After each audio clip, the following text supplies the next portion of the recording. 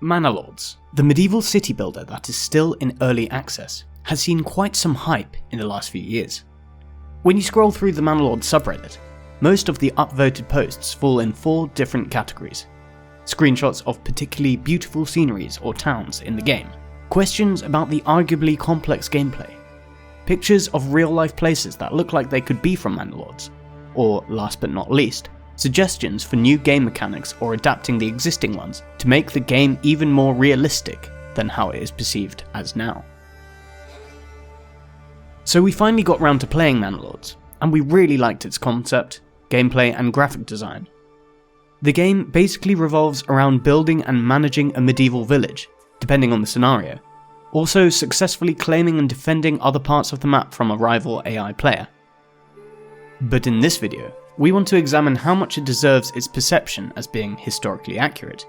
Suffice to say, on the first glance, the game feels really realistic. Set in a fictional region of Central Europe, the beautifully crafted landscape as well as the realistically designed buildings are apparently inspired by 14th century Franconia in central Germany, offering players a deep and immersive medieval experience. At the moment, you can choose between 3 different maps: Germanic Valley, High Peaks, and Winding River. And having been to Nuremberg, the biggest city in Franconia, a couple of times in the past, I can safely say that as beautiful as the High Peaks map is, it is probably more resemblant of the very south of Bavaria, or even Austria, than of the North Bavarian region of Franconia. But it doesn't really matter, as all of these regions are clearly Central European and do a brilliant job setting the scene. And the beautiful landscapes align really well with how organic a growing settlement looks in the game. Building plots aren't square, but align to the road and can be whatever form you like, and the roads themselves are amplified by your citizens' actual movement. The game, developed solely and independently by Greg Stitchen, entered early access about a year ago. It became the most wishlisted game on Steam prior to its release, being added to over 3 million Steam users' wishlists. Initially funded through Patreon donations, the game's development received a significant boost in 2021 with an epic mega grant by Unreal Engine, allowing for expanded resources and development capabilities. So in this video, we will look at how good of a job the game does in portraying a 14th century medieval village in central Germany. To do so, we will first look at some economic history and how that is reflected in the game and its systems of producing food and other goods, and then about cultural history and medieval society, looking at the role of religion as well. Finally, we will touch on the military system the game uses and how that reflects historical research. If you have feedback or suggestions for future videos, leave us a comment under this video, or join our Discord, which is linked in the description. And if you like our content, give this video a like and subscribe to our channel.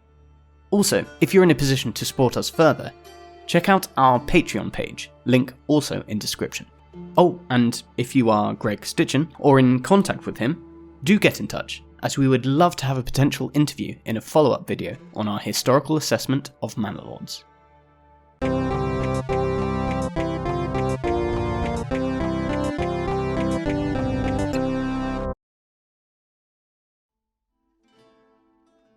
So, asking the question of Manor Lords' historical accuracy, we have to first concede that this has already been answered by the man Greg Stitchen himself. In an interview with Unreal Engine, the company behind the 3D creation software used to develop the game, he has stated the following: "Even historians advise that I should avoid using the term historically accurate, because nothing truly is. I try to find a balance between gameplay and realism, and I don't want it to become just a simulation or something. It should be a fun game." These wise words regarding never actually being able to know what the past really felt like don't take away from the realistic feel to the game some of the fans are so passionate about. One example of a historically informed choice of gameplay mechanic that works really well is to use the family as the smallest unit of the workforce. That way, you don't have to assign every single person to a job, but basically just the inhabitants of one burgage plot. It works well both in making the game easier and in accurately portraying the medieval family as working together, incorporating as specialized laborers not only the men, but also their wives and children. But here we also have our first point of criticism in terms of historical accuracy, which concerns the degree of micromanagement you can apply in Manor Lords, where you can basically optimize your workflows by assigning families to different workshops depending on what you immediately need and who lives closest to the workshop. This has not only been one of the very few nitpicks by some concerning gameplay, but is also quite an unrealistic element when comparing the game to actual 14th century rural history. This is because, while Europe never had an actual caste system, in medieval society you were pretty much born into an occupation, or at the very least, you could not regularly change it. Even less so could your lord assign you to completely different tasks every other month, as economic decisions, even in feudalism, were not subject to this level of top-down command.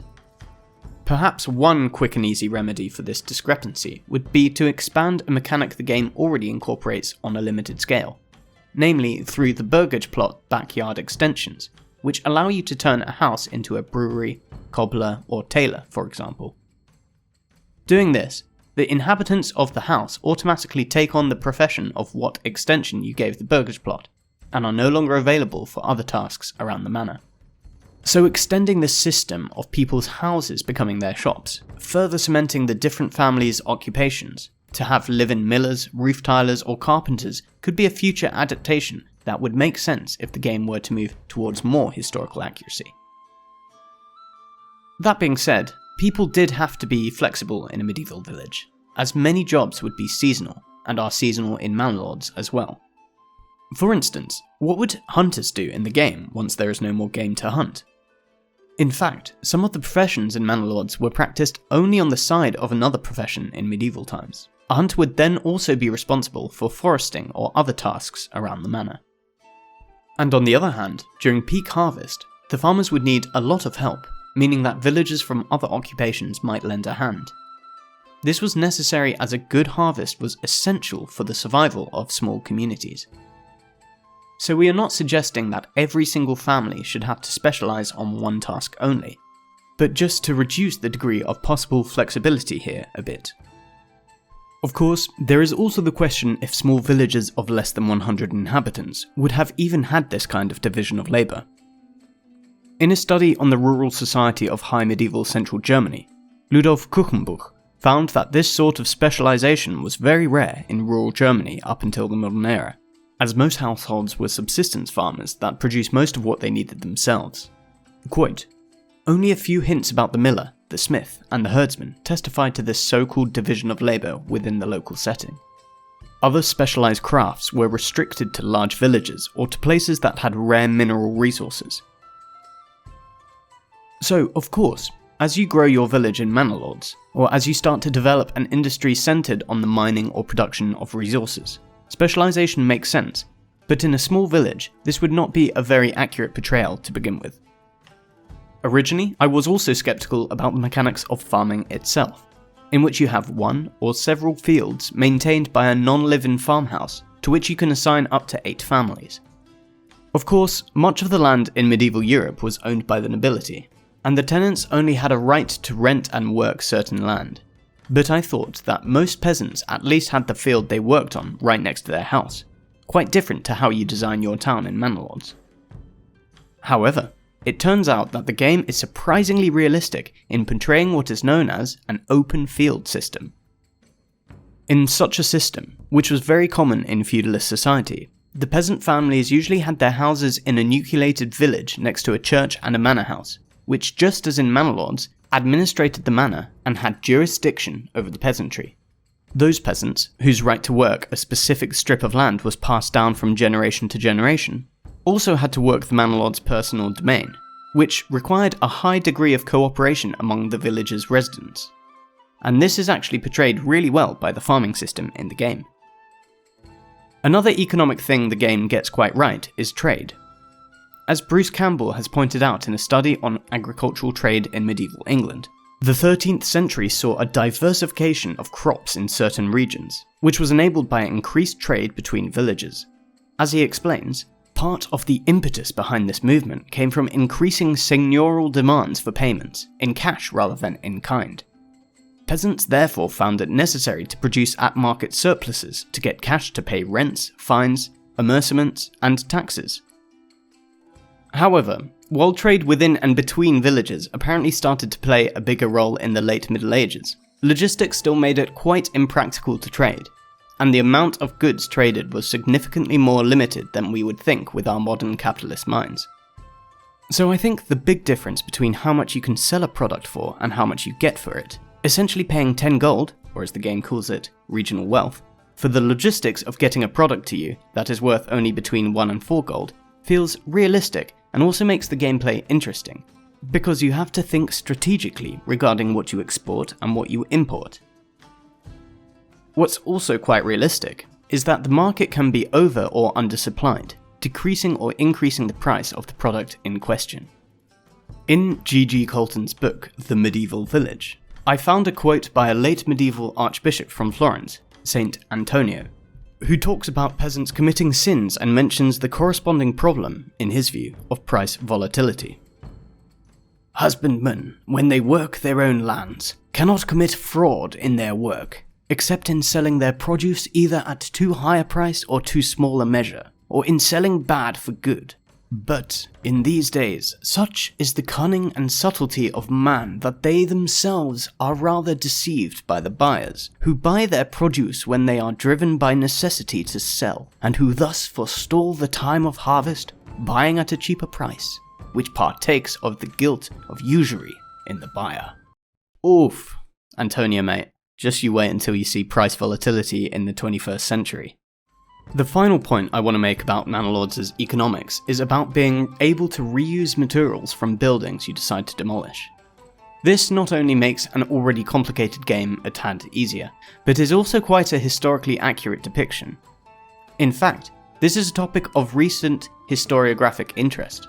Just last year, archaeologist Beth Munro published a book called Recycling the Roman Villa, Material Salvage and the Medieval Circular Economy, in which she explains how materials from Roman villas were systematically removed and recycled during the medieval period.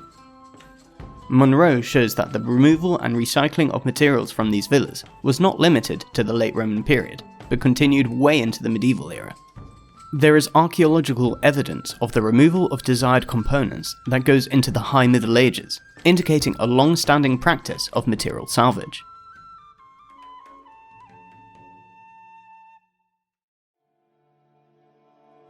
As we already established, the gameplay in Manor Lords revolves around managing a medieval settlement and, depending on what scenario you choose, balancing city building and tactical warfare. You start by overseeing a small plot of land where you must build shelter for your initial citizens and gather resources, most importantly food and fuel. And then you try to attract wealthier settlers that will eventually contribute to the regional wealth.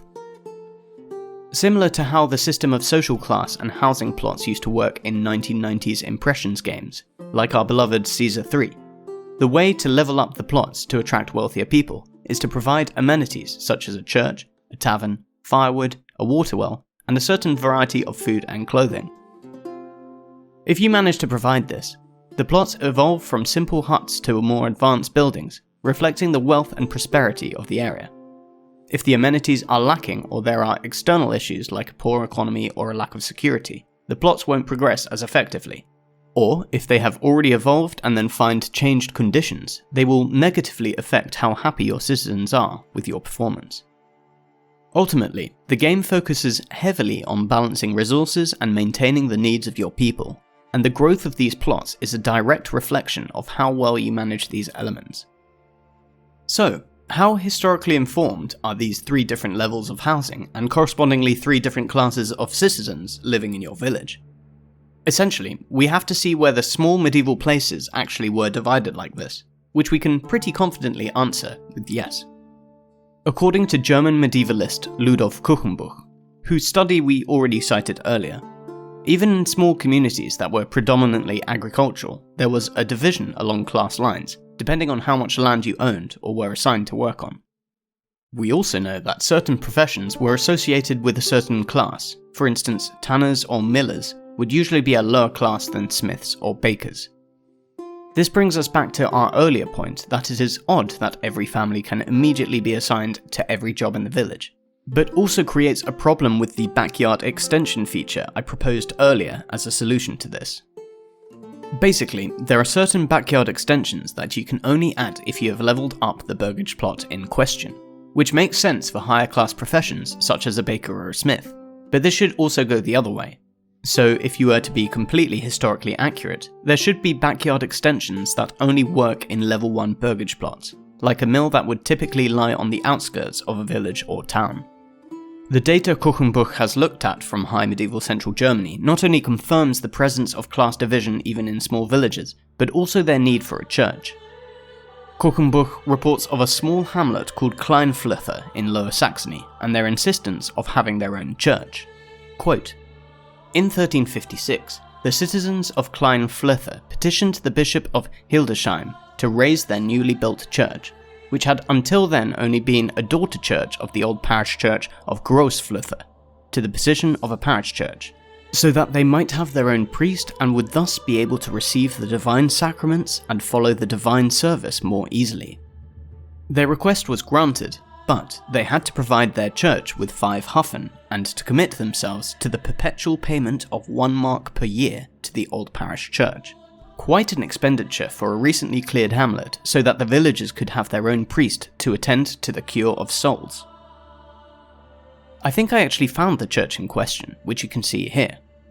The church itself has a Wikipedia article, while the village of Kleinflöther is apparently still so small that it does not have one, but is simply listed as a district of Flöther on their Wikipedia page. So we can see here that in high medieval Germany, even small villages really wanted to have their own church. It almost feels like some kind of status symbol, perhaps similar to towns in the 19th century having a post office, and this is also reflected quite well in game, in which a church is an amenity essential for levelling up houses, which means people basically want to live as close to a church as possible. One more religious aspect of the game we want to touch upon is how you get yourself influence, which you need for laying claims on additional regions, by getting your citizens to pay tithe. The tithe, in German called Zehent, was a form of tax, typically 1/10, that people were required to pay, often in agricultural products or money. In medieval Europe, it was primarily collected by the church, though secular authorities sometimes levied it as well. The tithe was intended to support the clergy, religious institutions, and sometimes local governments or charity. It was an important part of the medieval economy, and illustrates the power the church had in those times, as well as your dependence on the church as Manor Lord to get yourself influence with your superiors.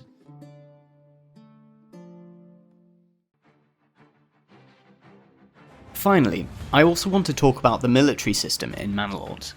Your army is composed of mercenaries you can hire, a militia composed of your citizens, and a retinue you start to have once you actually build your manor house. The militia is a basic defensive force made up of your citizens who are trained to fight in emergencies. They are inexpensive to maintain and serve as a first line of defense, though they are less skilled and equipped compared to professional soldiers. The retinue, on the other hand, is a more elite professional military force made up of highly trained troops, such as knights or archers. While they are more expensive to recruit and maintain, they are much stronger and better suited for offensive campaigns. This differentiation influences their equipment and appearance. Levies typically wear basic attire suitable for peasants, reflecting that they are basically civilians pressed into military service. In contrast, retinue troops have more specialized gear, such as chainmail and helmets, indicative of their professional role. Of course, you have the possibility of kitting out your militia with more weapons and armor, but that means a significant part of your village economy has to be geared towards the production of military equipment. This would have been a very realistic portrayal of a high medieval army, in which a professional army would almost always be complemented by poorly equipped levies. These levies historically formed a crucial part of armies, especially in feudal societies, where the obligation to provide military service was tied to landholding. While this distinction is really cool to have and adds realism to the game's warfare, there is one final suggestion we have regarding making the gameplay more historically accurate. Instead of being able to order your soldiers around live, it would be more realistic to give them some sort of a battle plan beforehand, which they are then executing to their best ability. This would better portray how medieval battles were quite chaotic and the commander's force difficult to manage once the battle had actually started. I want to end this on another historically informed and very realistic point that is central to the war mechanics in Manor Lords. Namely that if you start a war at the wrong time of year, the levies you raise might actually be lacking from important tasks around the village. So it is better not to start a military excursion in autumn, because then the villagers you send with your militia cannot help harvest grain, and you might be literally starving the village. So this was all I have about Manor Lords so far. I love this game. I think the fun you have while playing it is actually comparable to our nostalgic memories of our favourite childhood PC games. Maybe that is actually what the hype is about. A game that feels like a game used to feel, but with realistic elements to appeal to our inner hobby historian. I might revisit the game when further changes have been announced, but in the meantime, check out our videos on other historical strategy games such as Crusader Kings 3, Victoria, or Age of Empires. And don't forget to like and subscribe for more history in bits.